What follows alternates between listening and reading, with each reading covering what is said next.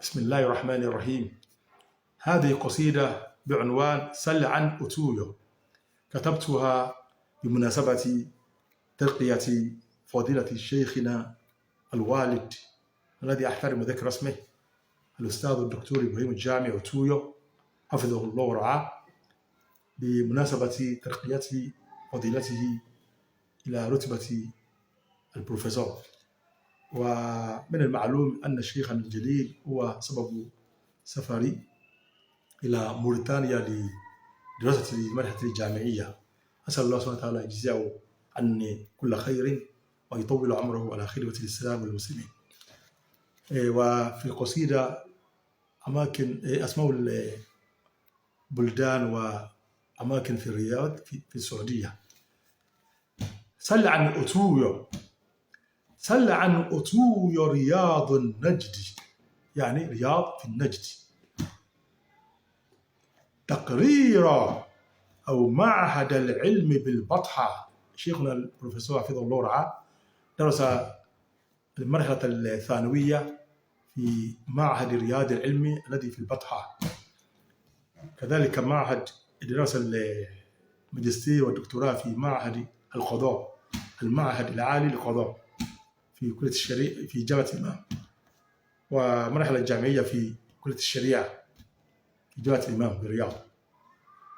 طيب، سل عن أتويو رياض النجد تقريرا أو معهد العلم بالبطحة، وتقديرا أو معهدا للقضاء، حتى الشريعة في صرح الإمام كذا آغيغي مشكورا. سل عن أتويو رجال العلم قاطبة، تجده بحرا بما يحوون موفورا، تجده في العلم تلميذا لواجده، تجده في العلم تلميذا لواجده، لدى أتويو بثوب العلم مستورا، تجدك في فقهه تلميذ عالمه، مثل الموفق في مغنيه مبهورا. حتى النواكشوط، هذا في موريتانيا، عاصمة موريتانيا ونواكشوط، حتى نواكشوط فيها قد أدين له بالفضل والعلم رفعا ليس مجرورا. وشيخنا محاضر في فرع جامعة الإمام بموريتانيا في ذلك الوقت، ودرسنا جزاه الله خير الفقه. حتى النواكشوط فيها قد أدين له بالفضل والعلم رفعا ليس مجرورا. أتويو شيخ احتياط الفقه مكتشف له أساسا غدا للناس منظورا. أتويو أول دكتور يدونه مؤلفا فيه حتى صار ميسورا. أتويو عاش وفاق العرب محترما، مؤيدا بينهم بالعلم مأجورا، مؤيدا بينهم بالعلم منصورا.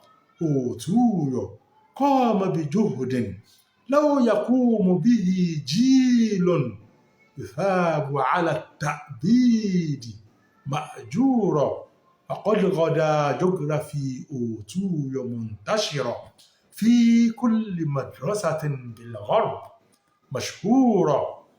عمر إلهي يا شيخ البروف، إن له ذكرا جميلا مدى التاريخ مذكورا.